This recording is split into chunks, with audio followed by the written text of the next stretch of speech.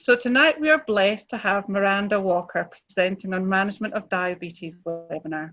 She has over 2 decades experience in diabetes and renal nursing.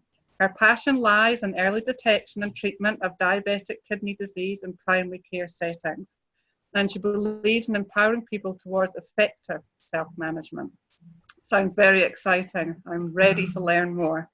Thanks, Catherine, and thank you to Mobile Health for inviting me here tonight.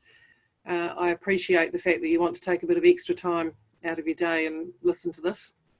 So, yeah, my name's Miranda. I've worked, as Catherine said, in diabetes and nephrology nursing for most of my career.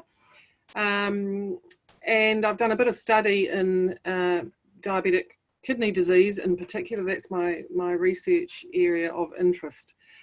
So I thought that tonight, the request that I had was it was quite diverse. There were a lot of different aspects to it. And I decided in the end that I would go for the sort of generic management of diabetes approach. And I hope that will hit the spot for most people. So I'm going to talk about the types of diabetes very briefly at the beginning, because then I'm going to focus on type 2 diabetes, and I will explain why I'm focusing on that as we go. Then some time spent on what we're trying to achieve when we're dealing with type 2 diabetes and how we might hope to do that.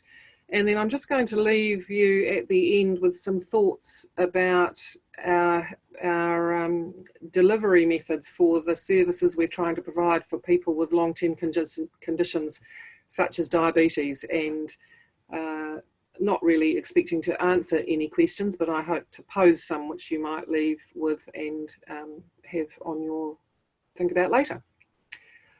Okay, so diabetes, let's start from the basics. It's a group of metabolic disorders characterised by hyperglycemia and resulting from defects in insulin, either secretion and or insulin action. And I suppose because this group of metabolic disorders result in the same signs or symptoms, that is hyperglycemia, and it's been discovered that that's related to levels of insulin in the blood. That's why we group them all together under the same name. But I believe it's actually quite confusing for people who have diabetes of any sort, and for the people around them who are trying to understand it, because they're really quite different conditions that are treated quite differently. So I wish that someone would come up with a better name than type 1 and type 2 diabetes. However, that's what we're stuck with right now.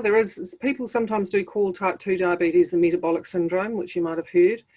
So the difference between the two is that type 1 diabetes is thought to be caused by an autoimmune response, which then results in the destruction of the beta cells in the pancreas, which of course are normally responsible for the secretion of insulin. So people with what we call type 1 diabetes have an absolute insulin deficiency. And what that means is that there's no insulin around in order to move. The job of insulin, of course, is to move sugar or glucose, blood glucose, out of the blood and into cells or into storage in the liver, to put it simply. And so if there is no insulin in the blood, then the glucose level in the blood will rise, resulting in hyperglycemia. But more importantly, the cells which require the glucose for energy run out of energy. And so they start using fats and proteins for energy instead. And that results in the production of ketones, which is a metabolic waste. And they build up, they're toxic. And so the ultimate endpoint is cell death and the death of the person if it's not treated.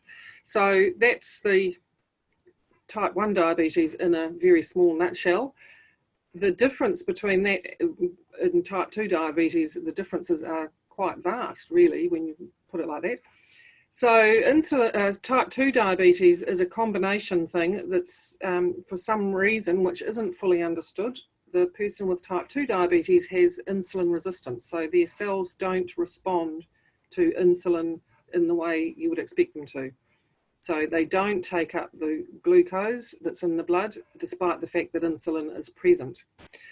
There may or may not be also a relative insulin deficiency, particularly in the latter stages, after the beta cells have worn themselves out trying to produce more and more insulin to try and get these cells to wake up and use the glucose that's in the blood.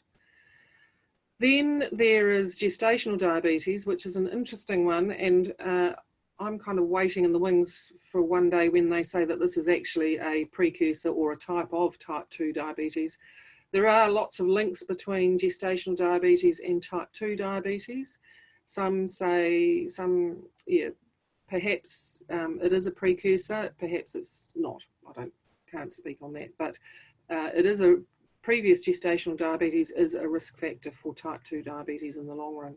And then there's a collection of other relatively rare types of diabetes that result from various things such as genetic defects and pathology of the pancreas or other endocrine glands. So I'm going to focus on type 2 diabetes. As I said before, it's a metabolic disorder, a combination of insulin resistance, and there may be also an element of insulin deficiency.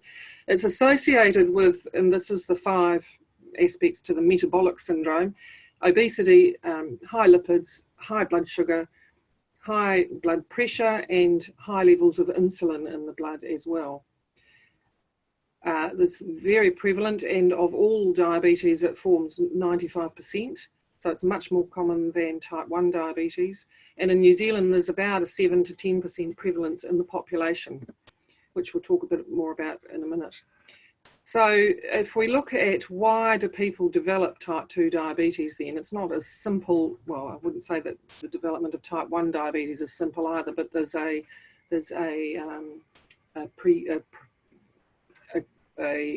defined cause for type 1, or a defined reason for it to start. Type 2 diabetes, on the other hand, is a really complex collection of factors, many of which, or at least many of which I don't understand, some of which even the clever people don't seem to understand either. If we start from the focus, or by focusing on the individual, and by saying that, I don't want to suggest that that is the actual only focus that we can take, because there are other ways of conceptualizing this by starting with the environment. However, the sort of perceived wisdom or way of doing it at the moment is to start with the individual. So let's start with the individual and say, why does this individual develop type 2 diabetes? And the commonly held notion for long time has been that it's because the people who develop type 2 diabetes are overweight, and that's because they don't do enough physical activity and eat too much food. And that's has been for many years the sort of underpinning, I was going to say philosophy, it's not really a philosophy, it's more of a judgment, but theory behind how type 2 diabetes develops. But we now are cleverer than that, and we know that there's a lot more to it, that it's a much more complex situation going on. So there are other aspects, such as chemicals and medications involved. There's research, a lot of research going on currently into the things such as the microbiome. So the proposal is that by when the microbiology within the gut changes, that alters the way that insulin and glucose is metabolized and may predispose that person to insulin resistance in particular. And then with epigenetics, that's a really interesting area which supposes that the environment can alter the way that genes express themselves. So this is really important when you're thinking about the next generation. So, for example, a really simple way to put it is that imagine a woman who was pregnant in a situation of malnutrition. The epigenetics would suggest that the the genes of the baby express themselves, or the fetus express themselves differently and develop very efficient ways of storing energy in this malnourished environment that it's growing in. So all really interesting and complex. Then there's also genes, and so if you have an individual with one or more of these factors already playing on them, and then they also have a gene or a collection of genes which makes them more efficient at storing fat or energy, then that can lead on to obesity. If you then have another set of genes which makes you more predisposed to having beta cell dysfunction, then they may, plus the adiposity gene especially, then that's what we call type 2 diabetes. That's how we conceptualize that. But I think it's important to remember that around all of this is the environment that we're living in. And we're living in the environment we've been living in the last 50 years is vastly different to the one that humankind have been living in the previous 2,000 years. So, at least. So I think it's important that all of these factors are considered, and that it's accepted that there are multiple possible reasons for the development of the risk factors for type 2 diabetes. And I would recommend here at this point a very good webinar that I saw on the Mobile Health site by Kate Berridge about the complexities of obesity and that surround obesity and all of the factors that go with that. I'd recommend that if you're interested in this further. So why do I want to focus particularly on type 2 diabetes? There's a few reasons for that. One is that it has such a high prevalence in New Zealand and worldwide. There's really serious ethnic disparities which should be and are informing the way that we deliver healthcare, I think, in this country and elsewhere. It's been growing incredibly rapidly over the last 50 years. And it's been growing in young people, which is a real concern for me personally, being a dialysis nurse, and I'll talk more about renal disease and diabetes in a minute. I'll use it as an illustration, but it's a real concern that young people are developing type 2 diabetes at a very young age now. And the other reason why I think we should be focusing on it is that it's preventable. As long as we can detect it early and know how to treat it, which we think we do now, or get a good idea for it, we can prevent it. So it all seems so simple. So the prevalence, I'll just deal with each of those 5 factors that I talked about just then, one by one. Prevalence, so we've got a 5% prevalence in New Zealand in 2018, we think. Remembering that this is diagnosed diabetes, and we'll talk about undiagnosed diabetes shortly. So this is just looking at people who have registered in a primary care practice and who have been diagnosed with diabetes. And bearing and seeing that it's there's been a 35% increase in the last 8 years. If we look at ethnicity, there's a massive disparity between Pacific peoples and pretty much all the rest of us, although Asian is a concern as well, a growing concern. But Pacific people are twice as likely to develop type 2 diabetes as non-Pacific, and that is a real worry. And this graph I just used to show how rapidly it has grown. You don't need to pay too much attention to the numbers. Down the vertical axis here is the percent of people registered in a primary healthcare practice, and along the bottom is age group, and the colours are different ethnicities. But this was so 2006, 2007, 2008, 2009, 2010, 2011, and that's where I stopped. It's rapidly growing. And that disparity in prevalence of within ethnicities reflects into the burden on different DHBs in this country. So you can see that Counties Manukau has a much higher, almost double incident or prevalence of type 2 diabetes than, for example, Nelson Marlborough down at the other end. So it's significantly higher than the New Zealand average.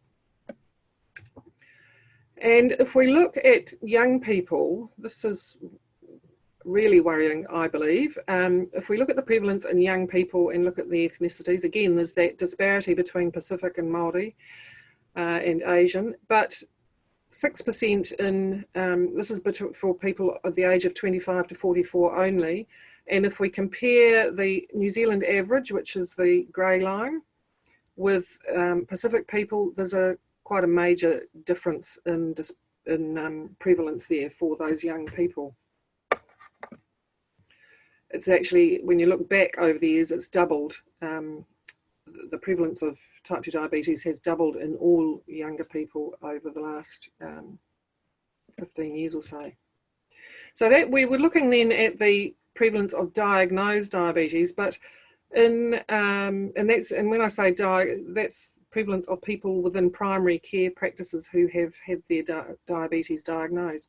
But there's a significant number of people out there who have type 2 diabetes and who don't know it. So in 2013, a study was done which looked at the nutrition survey from 2008 from memory, by a study group in Dunedin, and they, at the time, they were working on the Ministry of Health figures which suggested a 5% prevalence in the country, which we still have. But what this group did was looked at HbA1c results from primary health care that had been recorded. And what they found when they looked at the HbA1c results was that in fact there was a 7% prevalence of diagnosed type 2 diabetes, but more worryingly, there was 1.8% more people who had undiagnosed diabetes present.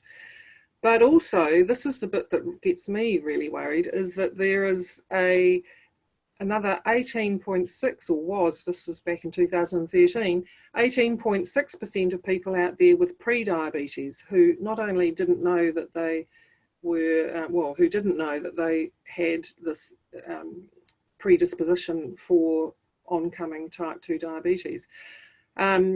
Just in case you're needing explanation about that, so the way that we define the difference between diabetes and pre-diabetes is that the HbA1c, which is a measure of long-term glucose saturation of the blood, the HbA1c will be, for pre-diabetes, will be between 40 and 50. For no diabetes would be below 40. Pre-diabetes 40 to 50, anything above 50 would be a diagnosis of diabetes. So this is nearly 20% of the population wandering around with pre-diabetes, and what that means is that if nothing's done about their pre-diabetes, the likelihood is it will become type 2 diabetes sometime down the track, which is a real worry. But it's also a real ray of hope, because these are also a group of people who, if the pre-diabetes does have something done about it, if it's managed, if it's identified and managed, then it can be slowed, if not reversed. And there's some very good evidence that you can slow and or reverse the trajectory of pre-diabetes into type 2 diabetes. So there is a ray of hope there. What is a bit scary about this is that means that there's a total of nearly 30% of the adult New Zealand population who either have type 2 diabetes or who are at high risk of developing it in the near future. And the reason why it's such a worrying problem, another reason why we need to focus on it, is the significance or the impact of the complications of type 2 diabetes to the population.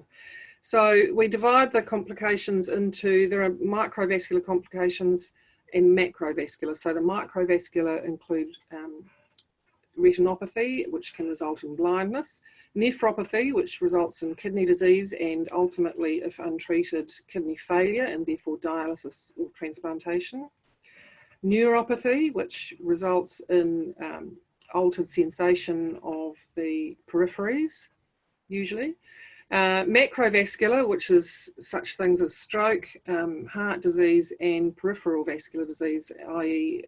For example, amputations, ulcers and so on.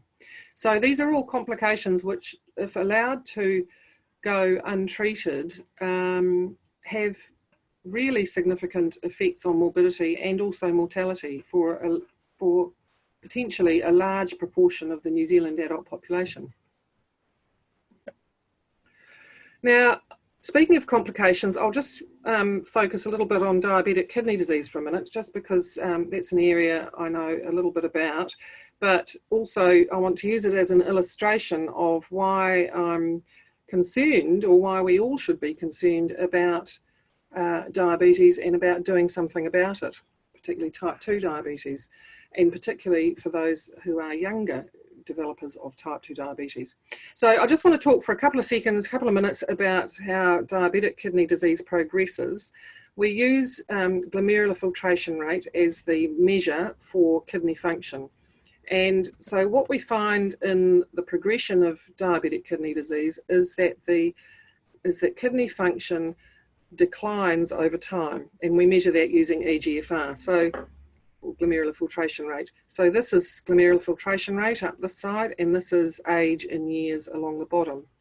The stages are just a way of describing the different stages according to the different eGFR assessments, so that we can define what stage a particular individual has reached, and therefore that guides us as to how to treat them. So, so initially you might see a slight rise in kidney function, and that's an anomaly that's thought to be due to the fact that not all nephrons within the kidney are affected simultaneously by whatever the disease process is, the diabetes in this case, and that the ones that aren't affected work harder to take over from the ones that are affected, and which might result in a slight rise in GFR in the initial very early stages. But thereafter, there's a slow, steady decline in renal function right up until the end, where eventually kidney failure occurs. Now, the important things about this are it takes a long time for this to happen, and it's only in this final stage, what we call stage 5, where any symptoms show. So if you're just relying on looking at people to see if they're having symptoms, or listening to them to tell you that they're feeling unwell, you won't find it until they reach this stage here. And by then what they need is dialysis or a transplant. So by then you've missed the boat. However, what we now know is that in these first 3 stages of diabetic kidney disease, we can get in there and do something, and if not delay the progression, we can halt it and sometimes even reverse the kidney damage. So that's the usual progression of diabetic kidney disease. Now, just imagine though, when this is somebody who's developed their diabetes at the age, or starting to develop in their early 40s. So it takes until their late 60s, 70s, for example, to start showing signs and symptoms. Now, imagine though if this person, instead of developing the condition in their 40s, imagine if they started to develop this condition in their very young years. And we know that this is happening. We're now finding, well, certainly in Wellington, I know there's a good number, like 10 or 12 children under the age of 12 with type 2 diabetes. And I know that it's a lot higher in other centres in New Zealand. So in order to have developed diabetes by the age of 12, you must have had to been developing the condition a lot earlier. And you often, in many cases, the signs of kidney disease are the first time that diabetes is diagnosed in these kids as well, because nobody's looking for it in a young child. So, but if this child is developing diabetes at the age of 5, then they could well be developing the symptoms of kidney failure by the time they're only in their mid to late 30s. And that has significant implications on all levels, from a personal and community level and a societal level. Yeah. But also, if what we know about diabetic kidney disease, or early onset of type 2 diabetes in particular, is that early onset type 2 diabetes has a much worse outcomes and a much more rapid progression than either older onset type 2 diabetes or even early onset type 1 diabetes. So there's a higher risk of complications, and those complications develop much earlier than they would in an adult with type 2 or a young person with type 1 diabetes. And the progression of those complications, not only do they develop earlier, but they are more rapid in their progression, and many more people die from them. So if we look again at our graph, our chart showing the progression, if they have an even quicker or more rapid progression, they may be developing these symptoms or going on to dialysis treatments and so on in their early 20s. And what are the implications for that, in terms of on many levels? And I'm not going to start talking about each of these individually, but I just wanted to highlight the significance of this from a not just an individual and whānau family perspective, but from, it's something we all need to be thinking about and doing something about, I believe. So what are we going to try and do about all this? So the overall goals what are the overall goals that we're trying to achieve here? So I've divided them into 4 stages. So this is all based on current clinical guidelines for New Zealand and for elsewhere. So important that we identify those at risk, because again, thinking back to those, that 20%ish of the population who have pre-diabetes, who we don't know who they are, we need to find out who they are, because if we can find out who they are, then we can do something about preventing the progression to type 2. And because we have some pretty good evidence now to show us how we can do that, but we can't do it if we don't know who these people are. However, if we don't manage that, then the next goal that we're going to be aiming for is to prevent these complications of established type 2 diabetes. And if we can't then prevent those complications, then we need to be getting better at evaluating them and managing those complications. How are we going to identify those at risk? We know what the risk factors are, and they're listed here, and I'm pretty sure anyone that works in any kind of primary care or long-term conditions environment, this will all look reasonably familiar, because many of them are included in risk factors for most, if not all, of the long-term conditions. Important to remember that they're not all non-modifiable. So we can't do anything about family history. We can't do anything about ethnicity. We can't do anything about age. But it's debatable whether we can do anything about gestational diabetes. But we can do something about those last 5. So we, in theory anyway, can do something about obesity, inactive lifestyles, high diet, smoking, and hypertension and hyperlipidemia. So this is what we want to be aiming to do something about. So how do we screen these people who are at high risk, or screen for these people who are at high risk of developing type 2 diabetes? And this is straight from the New Zealand primary care guidelines, which anyone that works in primary care, I'm sure, will be very familiar with. So essentially, people who are asymptomatic and without any known risk factors over the age of 45 for men or 55 for women should be having an annual HbA1c as part of their annual health check. People who have those ethnicities, Māori, Pacific and Indian Asian, that age group. In fact, for everybody else, those ages are reduced by 10 years. So for men over 35, or women over 45 should be getting an annual HbA1c.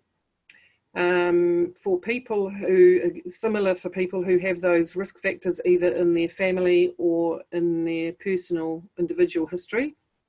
And those are all the risk factors that we've just talked about in the previous slide. Then there's a bunch of people who we need to be looking for from the age of 25 onwards by doing screening.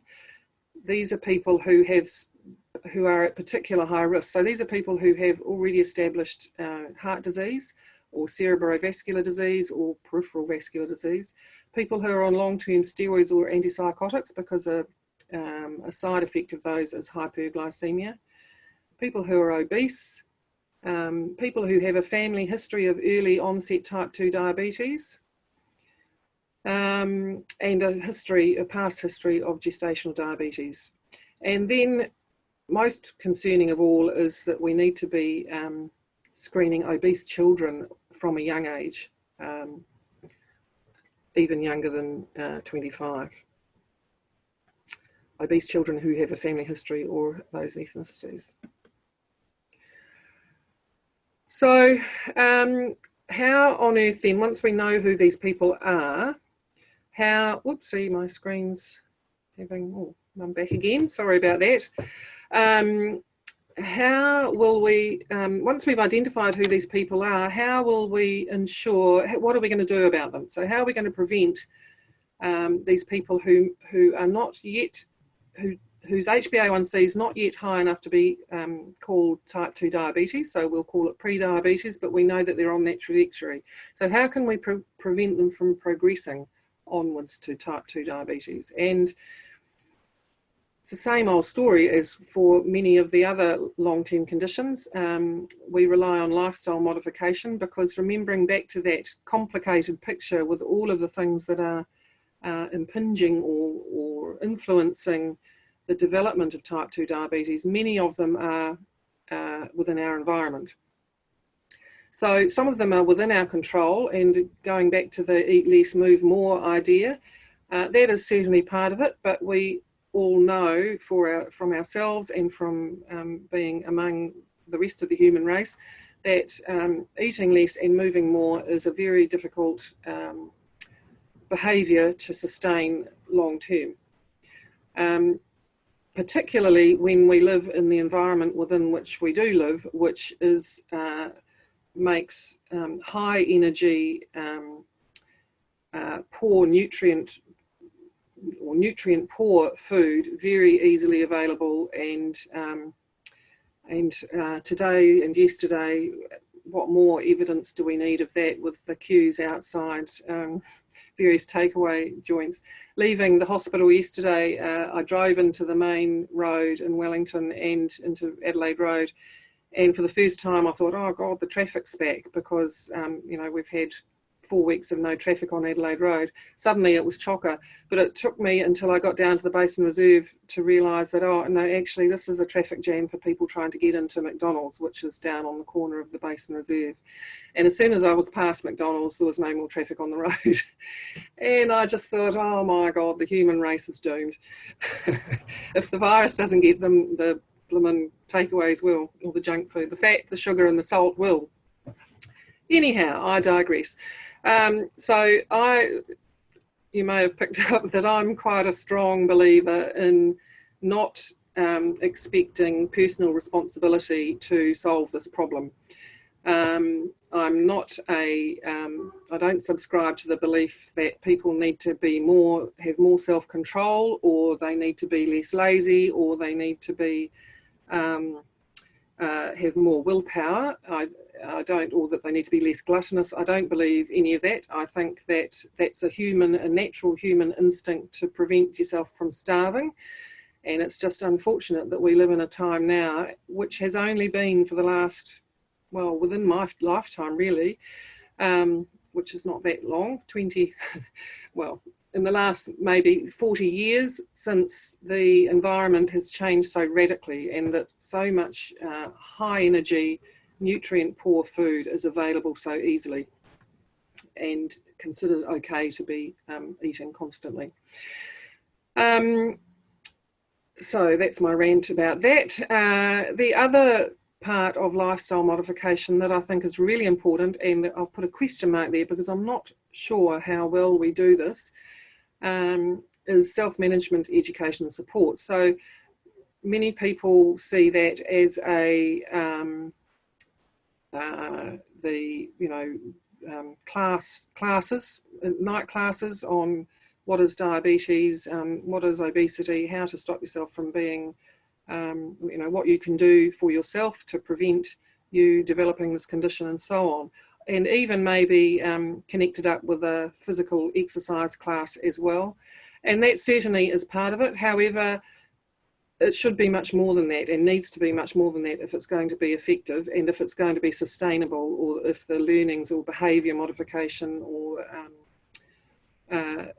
the empowerment to live a different lifestyle, if that's going to be continued onwards, we need to be, I believe, we need to have a different, fundamentally a different way of delivering that kind of self-management, education and support. That's probably a whole other session, so I won't talk too much more about that, but it is incredibly important, and in a way it seems a shame not to. Much better though in a place where we can have a discussion. Anyway, okay, there's a lot of talk in the literature and certainly even in the clinical guidelines now. The American Diabetes Association have now included metformin in one of the strategies for treating pre-diabetes. So metformin has always been, it's a drug which decreases insulin resistance, and it's for a long time, it's very well proven and very well lots of experience with it as a medication as a first line with after lifestyle modification for diabetes. But we're now seeing that it does have some benefit, or may have some benefit, in pre-diabetes as well, and very few negative effects. So begs the question, why aren't we using that here in New Zealand as a treatment for pre-diabetes? And another question about pre-diabetes, how do we prevent, well, one way that we could prevent progression to diabetes is if we knew who these people were, which would involve having some kind of a register for them. We've only recently developed the register for established type 2 diabetes. That's the VDR, Ministry of Health's virtual diabetes register. But we don't have anything to identify, which identifies people who have pre-diabetes, and I think that's a fundamental organisational thing that we need to know and be able to record numbers of people with pre-diabetes in order to know the scale and the scope of the problem that we're trying to deal with. So if we haven't managed to prevent the pre-diabetes from developing into type 2 diabetes, then the next stage is to try and manage type 2 diabetes well so that we can prevent complications from developing. So those are the complications we discussed earlier, the micro and the macro complications. And the clinical guidelines from New Zealand and also America and elsewhere suggest that you can't expect earlier when I said for type 2 diabetes is an HbA1c of anything over 50, and the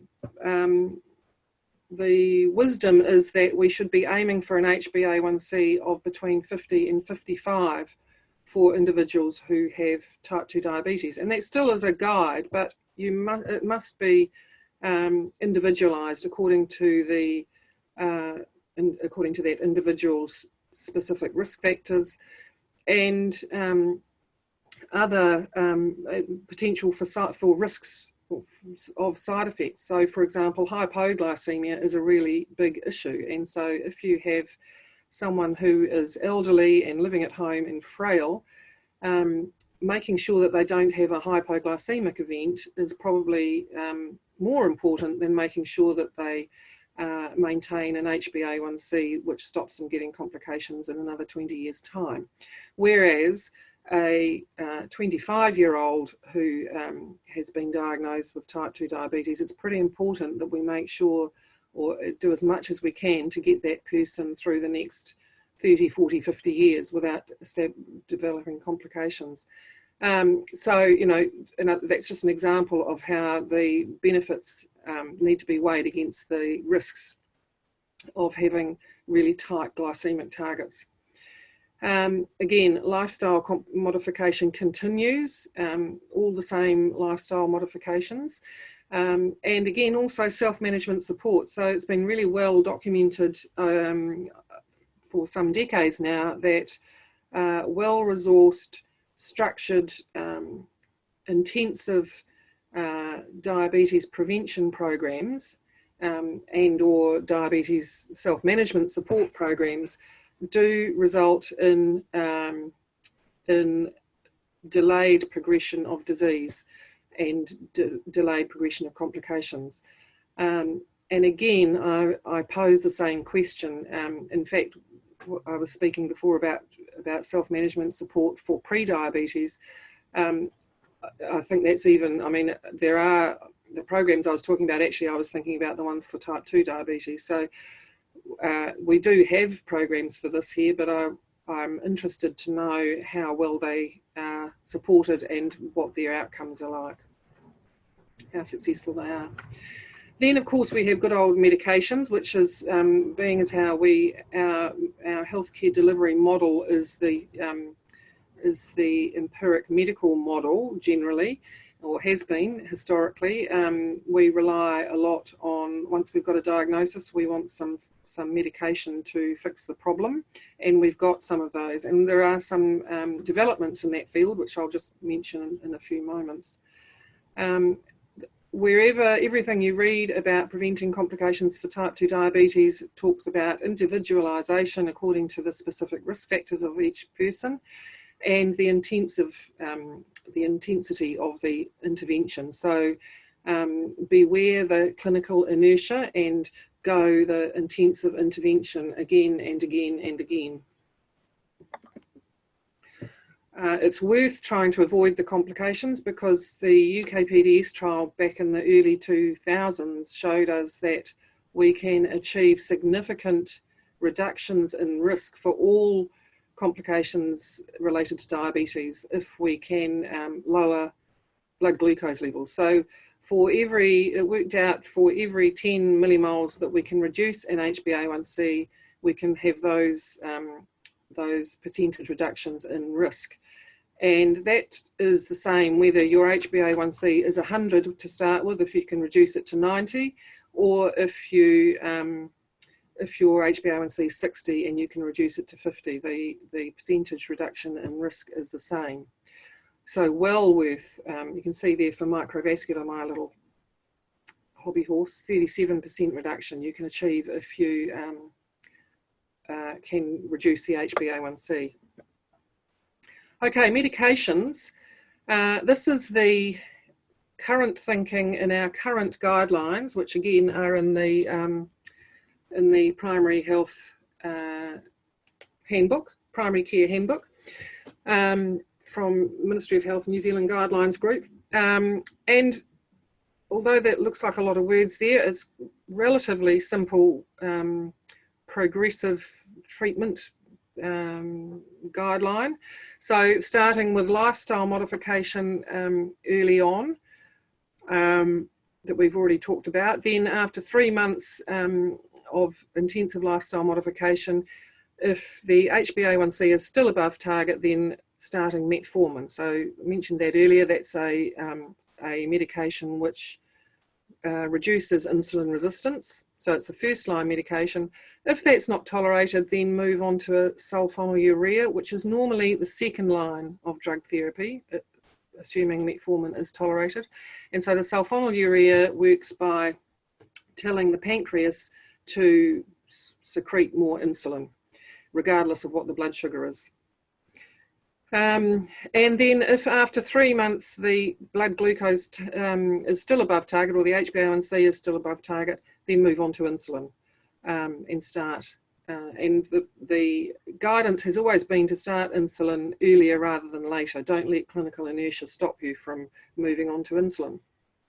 Now, so that's our current guideline. Now, this one, on the other hand, is the same guideline, but for, this is the latest American Diabetes Association 2020, came out in January. So you can see straight away it's a lot more complex, and don't worry, I'm not going to try and go through each one of those boxes, but I just wanted to point out the differences because they are reasonably significant, and it's partly mainly to do with funding, to be honest. I think there may be other people may have something to add to that. But rather than going through each of those boxes and bamboozling everybody, I thought I would just simplify this. The reason, just go back a step, I'm not quite up to simplifying it yet. So the main difference that the Americans have is that they have more drugs available for their for use. They have these ones, and you'll see them scattered throughout here, DPP-4 inhibitors and GLP-1. So these are drugs which we call the incretins. And what these, so incretins, so GLP-1 is a glucose-like peptide. So it's a protein which is released by the gut. This is a very simple explanation. I don't want to get too bogged down with this, but a substance which is normally excreted by the gut. It stimulates insulin release and inhibits glucagon release in response to nutritional intake in the gut, and results in the lowering of blood glucose. It's inhibited by DPP-4 enzyme, which inactivates incretins when there is no nutritional intake, and that occurs naturally as well. And so what we can do is we can give, the theory being that we can give more of a GLP-1, and that is the one that I know of anyway is exenatide, which isn't funded in New Zealand but is elsewhere. Or alternatively, we can stop this enzyme from inactivating deactivating the DPP. The GLP-1. So we can put in an inhibitor which stops the DPP-4 from doing its job. Thereby, we can still continue to lower the blood glucose because there's no more inactivation, even though there's no nutritional intake. So that is one of the drugs which is being used in the States a lot. The next one is the SGLT2s. So these are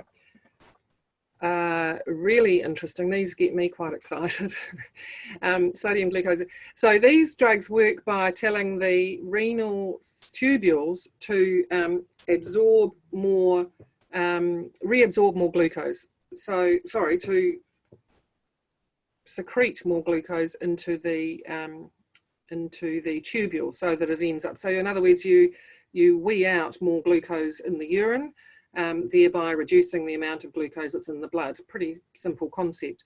And it was first introduced 10 years ago or so as a diabetes glucose lowering medication. The trials that were done showed that it was a pretty mediocre glucose lowering medication and had some quite significant side effects relative to the benefits, mainly around UTIs and other genital infections because of the high glucose levels that were in the urine and thereabouts. And so everyone, it was a bit of a damp squib because of that. However, what was noted incidentally in those trials was that there seemed to be a cardiovascular benefit from using these drugs, and there also seemed to be a renal benefit from using these drugs. So then eventually a trial was set up which specifically looked at several trials were set up, some to look at the cardiovascular benefit and some to look at the renal benefit. And what was found was that the risk in people with type 2 diabetes who were given these drugs had a major, after only 18 months on this trial, it was called the Incretins trial, there was a 30% reduction in renal progression to end-stage renal disease. There was a 30% reduction in heart failure, and there was a 20% reduction in major cardiovascular events. So the trial was stopped because it was efficacy had been proven, and now the guidelines in the States have this drug as the second line after metformin for people with most people with type 2 diabetes. In New Zealand, I need to say that we were looking at, it was Pharmac, we're looking at, there was a strong lobby from nephrology, as you can imagine, to get this drug into New Zealand, and it is in New Zealand. It's not funded currently, and Pharmac were looking at it in October, and then the next meeting was going to be in March. And of course then Pharmac and everybody else is now too busy from March onwards with current events. So, but hopefully as soon as things settle down in that department, we'll get back on track with this, and this will become a funded drug.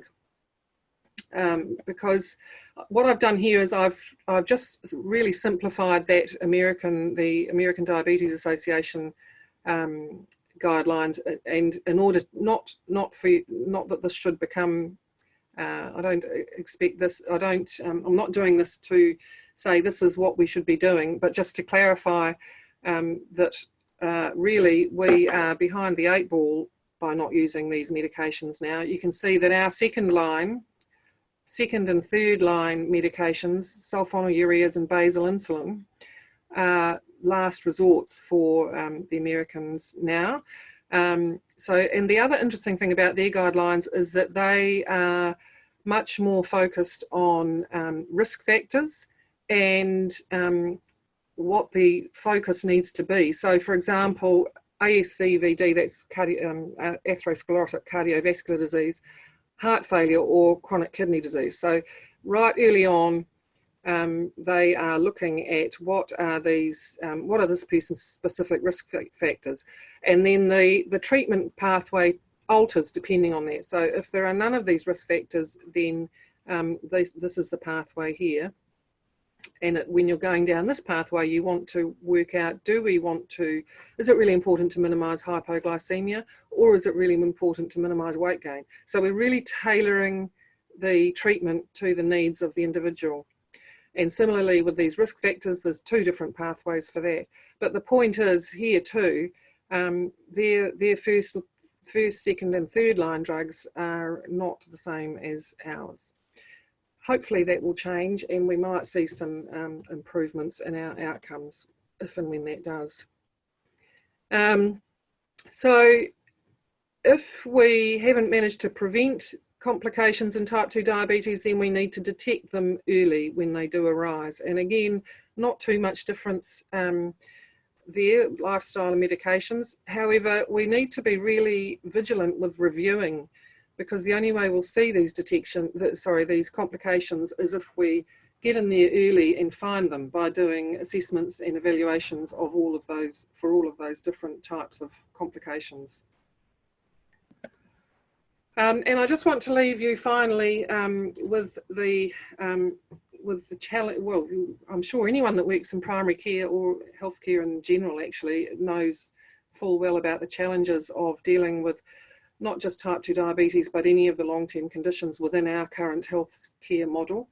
And just to question what we can do, or don't know what we can do, can there be anything done? Are we using the right healthcare service delivery model?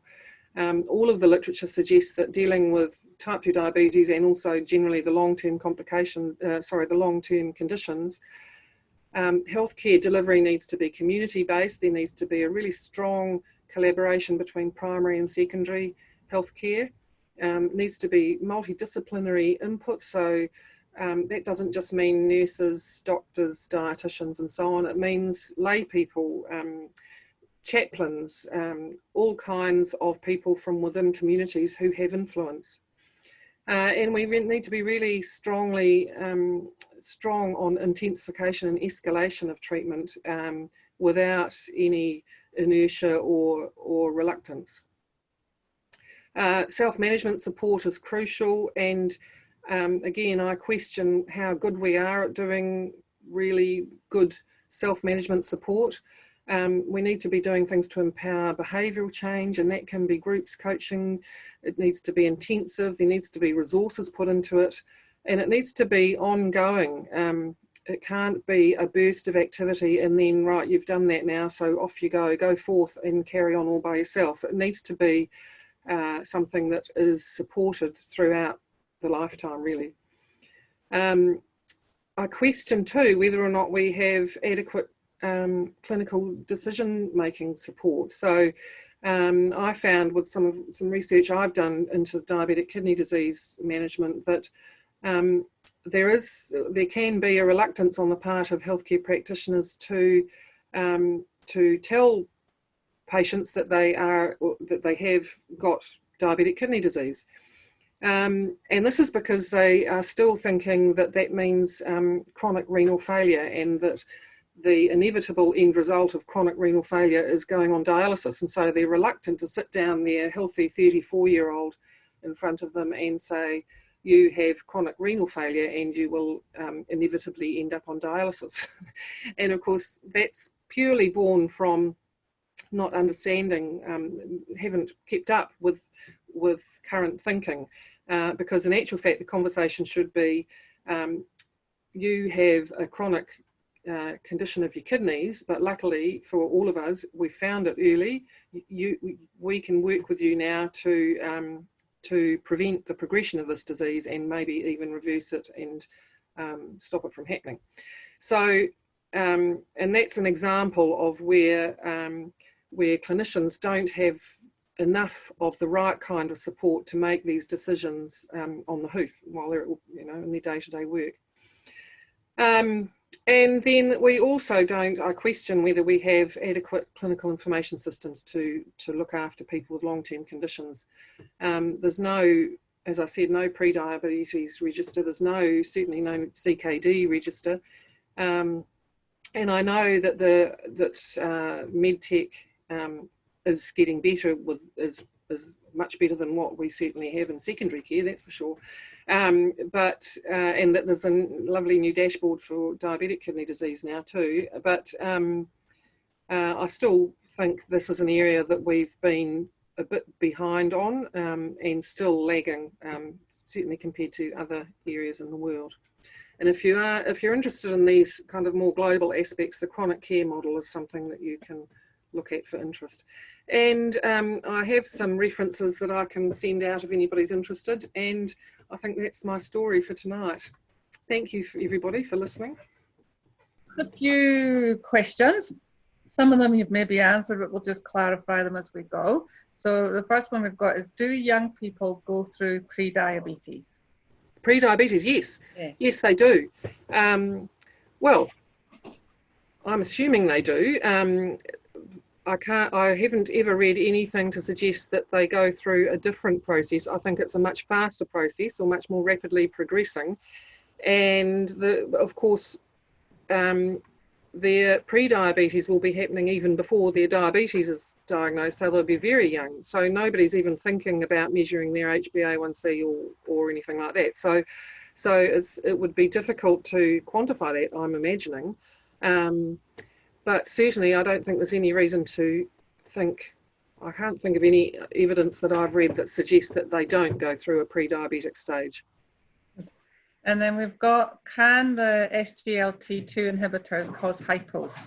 No, that's the beauty of them. I should have said that. So metformin doesn't cause hypos, and SGLT2s don't either. And whereas sulfonylureas and insulin both do. So that's one of the reasons why you might not want to give either of those to someone if hypoglycemia is, is a risk for an individual. And that's certainly the thinking behind some of that guidance from the American Diabetes Association. Yeah. Ellie did comment, you said that, oh no, sorry, it wasn't, it was Cheryl had said that she thinks that some endocrinologists are already using these guidelines now where medications are available and some funding. So Yes. yeah, it sounds like they're moving that way. Absolutely. And one of the things I did want to say too, but I was thinking I was running out of time, but I'll use it now, is that I think there's an imperative for people working with people with diabetes, people, you know, healthcare practitioners who work with diabetes, to at least offer this medication, even though it's not funded. It's available. It costs around about $100 per month, I believe, last time I investigated. And, you know, the benefits are so great that many people will choose to pay that money, I suspect. Well, I know they do. And to not offer that choice to patients is, I believe, not doing our job properly. And it's not for us to judge whether or not patients can afford something or can't afford something or don't want to pay for something. It's our job to offer that option and let them make that decision. So yes, definitely. I know that some people are using SGLT2s now, and that's fantastic. And bring on the funding is all I can say, because when it does, it'll become our second line after metformin medication. And this one's just about your opinion. So it says, with high volumes of pre-diabetes, my understanding is medication is not recommended to be started. However, if you think the person is at high risk, low motivation for lifestyle changes, what is your thinking about initiating metformin early? So interesting you asked that, because as part of my preparation for this, I read the latest, the 2020 ADA, American Diabetes Association guideline. And within that guideline, and I haven't got it right to hand to read you the quote, but they do say in there to consider people with pre-diabetes who are at high risk of progression of disease. So in other words, particularly if they're young and they're likely to progress more rapidly, to consider metformin in that pre-diabetes stage, definitely. And so I think that will probably eventually evolve into our guidelines as well. Great, thank you.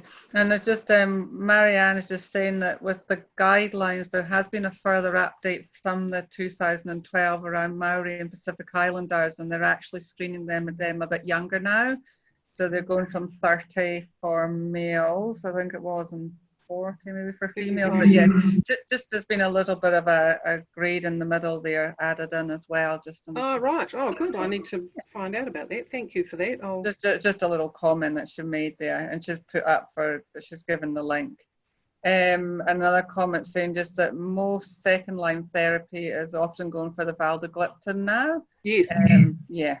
So that's the DPP4 medication, which is, I should have said, is funded now in New Zealand, vildagliptin, and you can get a combo of vildagliptin plus metformin.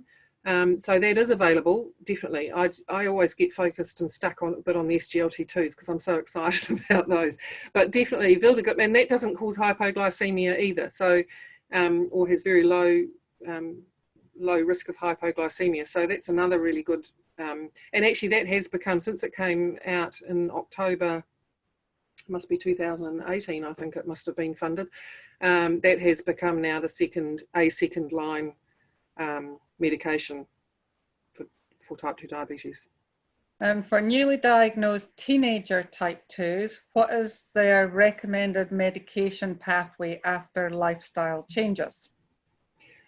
Same, metformin, and then nowadays vildagliptin, and then currently we'd then go on to, I think there tends to be a much more encouragement to move straight to insulin, because you really do want to get on top of the glycemic control.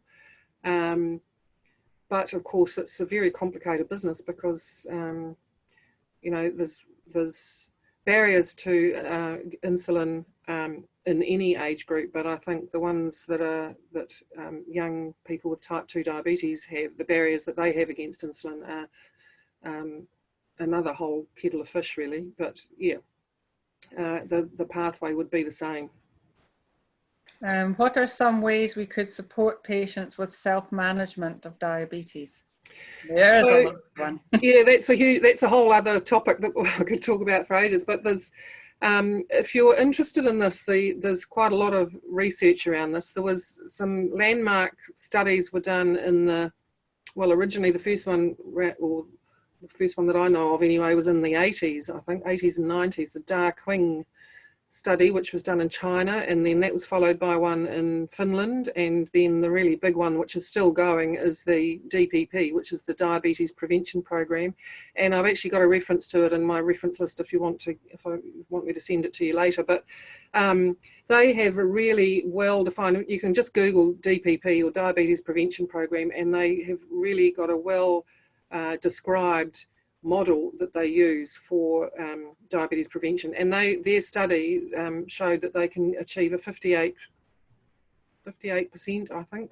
Seems like a big number, doesn't it now? I might need to check that, but it was a significant reduction in progression to type 2 diabetes. So these were people who had pre-diabetes, but that model's now been applied in type 2 diabetes since, and yeah, really, really good well documented evidence for the way that these. So what do they involve? Well, they involve empowering people.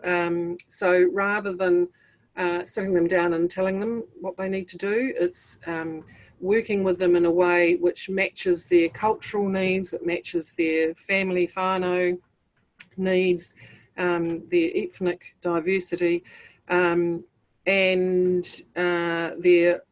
their lifestyle, their job, it's individualizing the program. It's also providing lots of resources for them, and coaches, life coaches, health coaches, and these aren't necessarily even healthcare workers. So there's, models that can be carried out on marae. There's a New Zealand example called the Defend trial. You could look that up as well. That's a New Zealand local one carried out in Auckland, where there were support care workers not healthcare practitioners, support care workers working out in the community, supported by primary care, who achieved significant improvements in diabetes outcomes. So yeah, there's plenty of, if you're interested in that, there's plenty to read up about. I could do a whole other topic about that at some other time, perhaps. Yeah, the questions keep coming, so I think we'll just do another couple, and maybe Jess can send you them through to just type some answers up, just to give a few. So one is caution with SGLT inhibitors recommended in elderly populations due to risks, e.g. of dehydration? Yeah, so that's, again, good question. Dehydration and also the infection issue. So I guess it's again a case of weighing up the risks of not giving it versus the risks of giving it. So while hypoglycemia isn't such a risk as it is for some of the other medications in the elderly, it may be that depending on circumstances of each individual, it may be that the risk of dehydration, because there is a diuretic effect of the glucose in the extra glucose in the urine, and of course there is also the infection potential, or possibility. So good question, and again, I would say the answer to that is that it would need to be individualised according to each case. And then, are there any cognitive defects which are common across type 2 diabetics that we should look out for? Gosh, that's another whole topic as well. Goodness me. That's your last one. Okay. Certainly there has been some very good evidence that hypoglycemia produces long-term cognitive effects. Even a single hypoglycemic event has been shown to have effects 12 months down the line. And I learnt in my role as an inpatient diabetes nurse that in a hypoglycemic event, and this is in type 1 or type 2 diabetes, but a hypoglycemic event in somebody who is already critically unwell increases mortality within 12 months in that individual. So yeah, definitely hypoglycemia is strongly associated with changes in cognition. Now, whether or not I'm afraid I don't know whether other changes in cognition connected with things like dementia or Alzheimer's and so on